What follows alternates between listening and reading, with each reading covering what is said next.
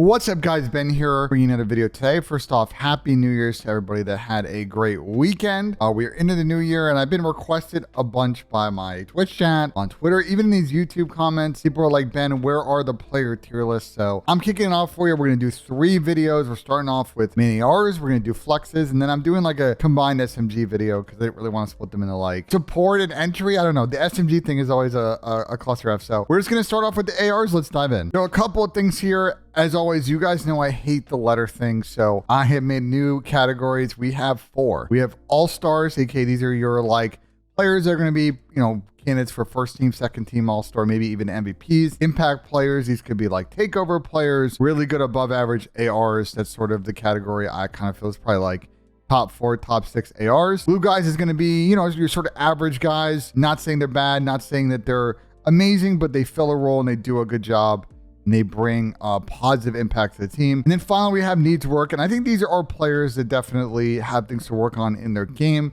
Spots maybe not as secure. And we'll kind of talk about them individually and sort of the areas of improvement when we get to them. So just at least for this kind of first iteration of this player list, I'm going to kind of weigh still a little bit people's performances from last season. And obviously factor in their major one performance. But there'll be a couple of players, I think, who are on teams that probably had like one bad day, got dumped in the first 2 days of the tournament, who were probably better than how they played in that tournament. So we'll give them the benefit of the doubt, at least for this version of the playlist. Now, when we do this after Major 2 and Major 3, like we're not going to be thinking about last season anymore. I just, with the earlier start this year, we got to give people credit who had good seasons last year and maybe off to a little bit of a slow start. Also note, by the way, these are using last year's headshots. I will try and find a tier maker, a tier list, and make one maybe for the next video that has people's jerseys from their headshots from the Raleigh event. So starting off, we're going to go alphabetical. We're going to go ahead and start with Atlanta FaZe. That means we're going to talk about Slasher, aka Austin Litico, who obviously made the big move from LAG to Atlanta FaZe. I think my big thing with Austin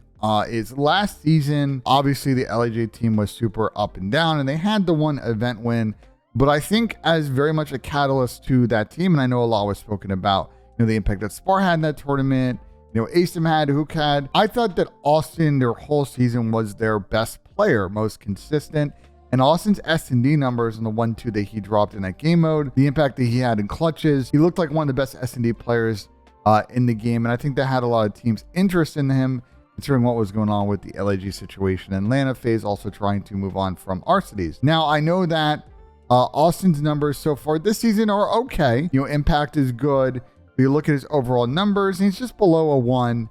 S&D KD, not amazing, but it's early. Control is actually looking pretty good. He's definitely an above impact player there. For me, I think maybe the best place to put Austin right now, considering they had a good season last year, and he's still trying to figure out his role on this team. I'm going to go ahead and put him in impact player, at least for right now. We'll see when we rank sort of the next 11 players where we want to play them. All right, next up, we have the boys from Boston, aka The Breach. And that means we're going to be talking about former flank guest of the year winner and current main AR for the Boston Breach, Mr. Anthony Zinni. Zin's an interesting player because you look at the numbers, and Zin is definitely always up there with some of the best in terms of AR slaying. He had a great season last year for Boston, who I think many did not have in their top 8 last year, but I think Zin brought a lot of experience to a younger team, and they were able to really, I think, overperform their expectations last year, make it the champs. They didn't do much there, but they had a bunch of other good placings throughout the year, and they were pretty clear in the top half or top 8 of the league, the champs kind of spots pretty much the entire season. So I really tipped that. This season, they didn't have the best of Major 1 LAN performances, and I think some of that might be due to Big Wake kind of having health issues at the event. It's obviously disappointing, but I expect them to play a little bit better. I think the question for Boston is always are they a good team or are they a great team? This is kind of an interesting spot because, my knock on Zin, and if you watch my streams, is I do think Zin is a good player. I think that he brings a lot to the team. He's just not a risky player in the way that we see some of these other main ARs definitely, decide to give up their lives to support big team pushes instead of sort of playing a little bit safe. And I think Zin has a habit, if you look at, matches that are big matches or situations where they get into a map 4 or map 5, he does need to speed it up because his instinct is to slow it down. So if we compare Zin to like a lot of the other main ARs in this league, I think for now, I'm going to put Zin in glue guys. I don't think he's anywhere close to needs work. I think he's somewhere in these two categories. I just don't know which one he's in yet. So for now, I'm going to put him in glue guys, but we might shuffle this around as we start to fill this out. Okay, our team that we are going to be discussing now is the Florida Mutineers as we continue this alphabetical journey. And that means we'll be discussing my boy, Major Maniac. Mike's had a bit of an interesting journey sort of in the CDL. He's bounced to a couple of different teams throughout his tenure in CDL. He obviously started out on Atlanta FaZe, and then he was on RØKKR, and now he's on Florida after he was had a stint on there at the end of last season. So he's bounced around a little bit. When we talk about Mike, I think Mike is very much one of those players that's kind of evolved in sort of a specialist role, which is sort of interesting because a lot of players are not like that. We know that Mike is just sort of an insane S&D player. He's a great clutch guy, really works on S&D strats, but in sort of the world of sort of respawn gameplay that we live in right now, at times Mike has struggled in certain game modes. Now, last year, actually, weirdly enough, when it came to RØKKR's hardpoint game, I thought Mike was probably one of the more fundamental players. Like him and Preston at times were kind of the ones trying to make the right play, and the numbers kind of support, I think, him doing a good job filling his role. But he really struggled in control last year. If I look up the stats right now, he had a 0.85 KD in control last year, which is not good. So, and I look at sort of his teammates that they had throughout the year, and you look at like Florida, for example, where he ended up the season, like Skies over 1, Big Wake over 1.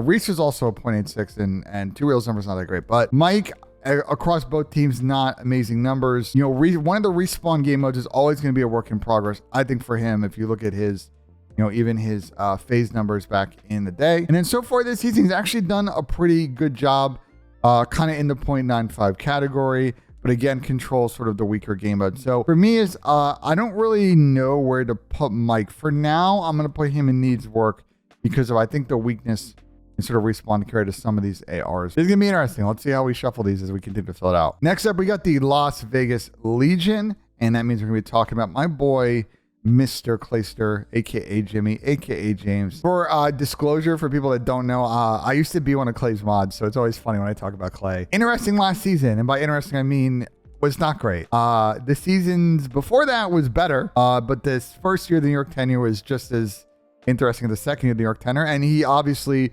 won champs in the first year with that Dallas Empire team. If I look at, we talk about Clay's numbers, especially when he was on New York, it is, I would say go take a look if you're interested, because honestly, they may surprise you in how bad they were. And that kind of explains, I think, to an extent of how he got dropped off that team, but there's obviously more stuff going on.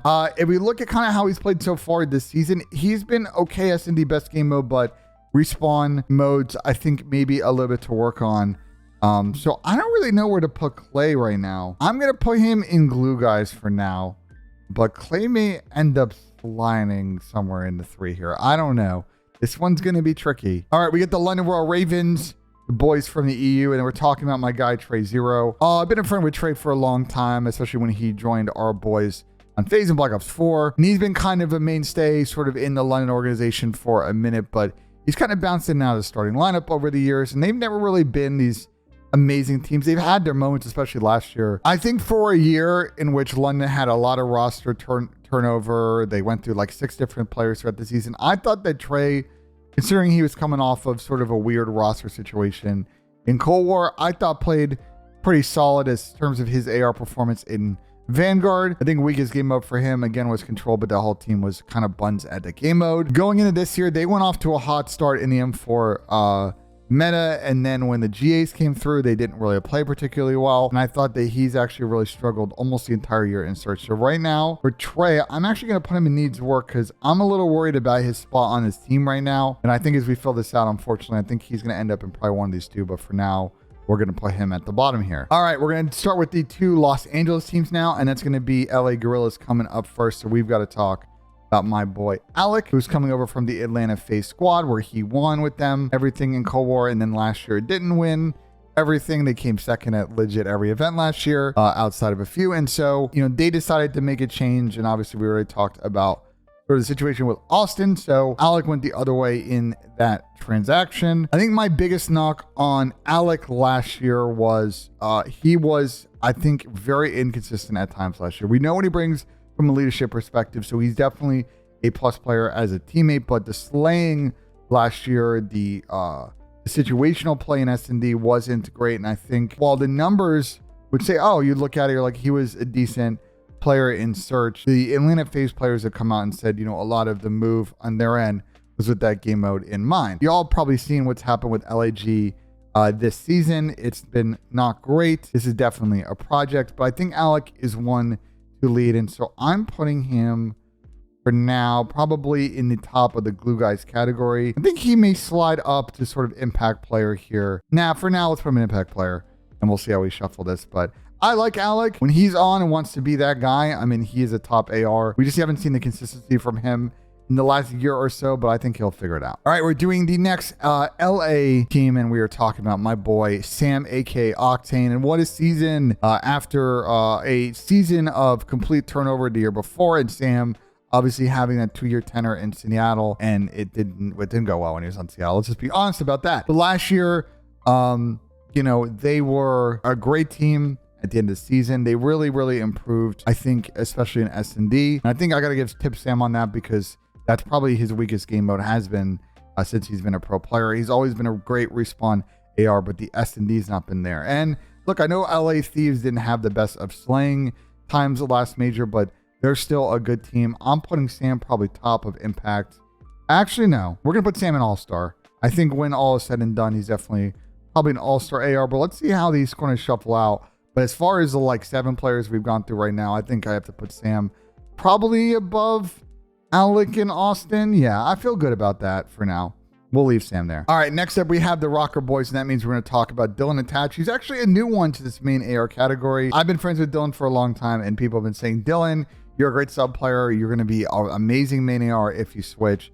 Please make the move. And then he finally did it in the middle of last season and instantly became a top player in the game. No surprise there. I think the knock on Dylan is a little bit similar to Zen because I think Dylan, we'll compare and contrast. Dylan's I think, much more well-rounded player, much more impactful player on the map. I think a way better search player. I mean, we know Dylan's historical clutches in S&D.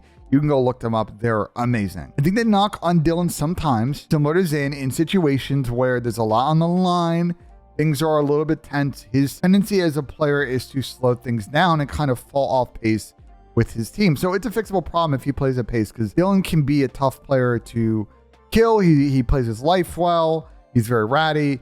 So he fits the main AR playstyle well. And his performance so far this season, I think, has been solid. I know the RØKKR team has been kind of up and down. Search has been a real struggle for them, especially when they went to land. But in respawn, Dylan looked good. Was a player that very much went up people's lists last season. I'm trying to think where I'm going to put Dylan for now. Ranking ARs is not easy, chat. Let's go here. Let's go with all-stars for now. These 4 is it's really hard for me. I might need to reshuffle these once we put them all down here. But for now, let's go with this order. I'm going to put him in the back end of ARs with Sam. But the New York Subliners coming up next. So we're going to talk about Cesar Skies Bueno.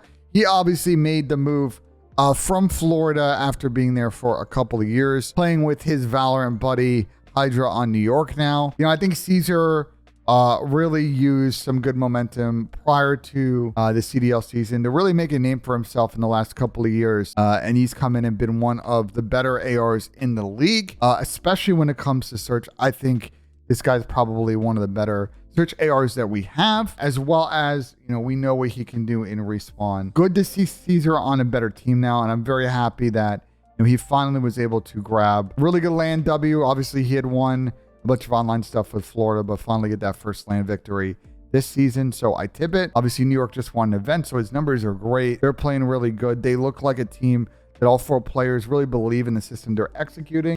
I am a fan of what Caesar and the squad is doing there. So we're gonna put Caesar in all-stars. We can't have we gotta only really have 2 players here. So I gotta move someone down. I'm moving Dylan down here. Putting Caesar and Sam up there for now.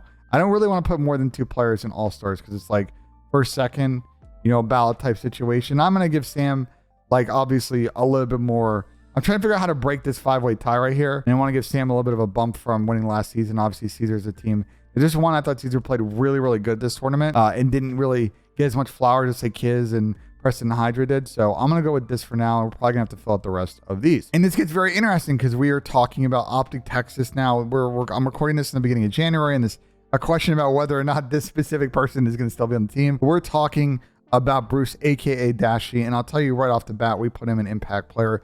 Don't even need to think about that one. I think with Bruce, the numbers are amazing, and he's a borderline all-star MVP. I just think the reason that I can't really put him in all-star right now is sort of a lot of momentum at this roster change and the extras, the non-slaying stuff that I think factor into this decision. So he really should be in the all-star category, and I could sit there and list his numbers, and they're stupidly good. I just think the other stuff, once we get more clarity on what's going on with this team, and probably post Major 2, if he really improves, he should be in the all-star category, but for now, we're putting him in the impact player spot. All right, next up, we have a Seattle Surge. That means we're talking about my guy, Lamar. I have no hezzy again with this one. You know, you could argue that he's a needs work guy because of the lack of sling, but Seattle's been a pretty good team, and I think Lamar is like the literal definition of a glue guy. He's going to be statistically always near the bottom when it comes to ARs, but the thing with Lamar that I cannot knock, all these teams that he's ever on, he does a good job making sure that they overperform their ability as a squad, and they always, the players and team, talk about the leadership, the preparation, and the mindset that Lamar brings. It's literally the definition of a glue guy, so I'm putting him in this category, no hesitation. And our last team we've got is the Toronto Ultra, and that means we're going to talk about Jamie Inside, who's had an interesting journey in the CDL, and has come in, especially on that Cold War team when they dropped Methods to bring him in. He's come in and been really a phenomenal player. Definitely a guy that brings an impact to a team.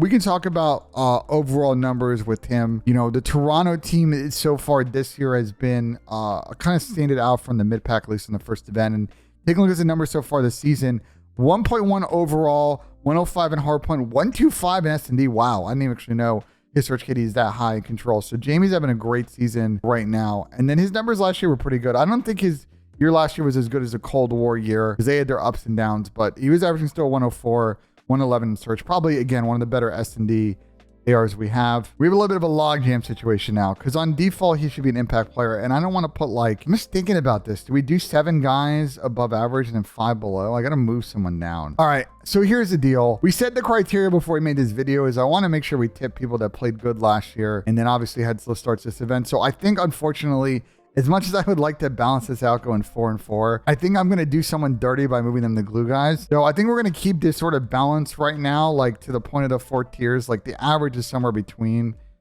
these 7 guys right here. But I think this is the split so far I have this season. I feel good about the bottom category here. I feel good about this one. It's just this 7 is very tricky right now. I feel good about putting Sam in All-Stars. I think some of you might argue maybe the lack of quality S&D, but I just think for Sam, a lot of people are going to always put him in to the top AR category. When he's on, he's on. And Caesar, I got a tip because he's playing really good on the New York team. But there could be a lot of movement, I think, between players like Insight, Attach, Austin, even Bruce if he figures it out, up to All-Stars. But I feel good about this set. We're going to lock and load for our first player tier list with this group. Yeah, let me know in the comments what you guys think. That was my first ever player tier list, and I think I did like a 7 out of 10 job. Let me know what you think about my picks. I think we'll improve as we continue to do these. We're going to do a flex one coming up next, and we're going to do sub players. I don't know if we're doing it in that order, but those are the next 2 videos we're going to do on this one. We're also going to be talking probably a little bit roster mania this week once we get more news about what's going on with OpTic and some of these other teams like LIG. What's their roster? As always, like if you enjoyed the video, subscribe for more, and we'll see you guys on the next one.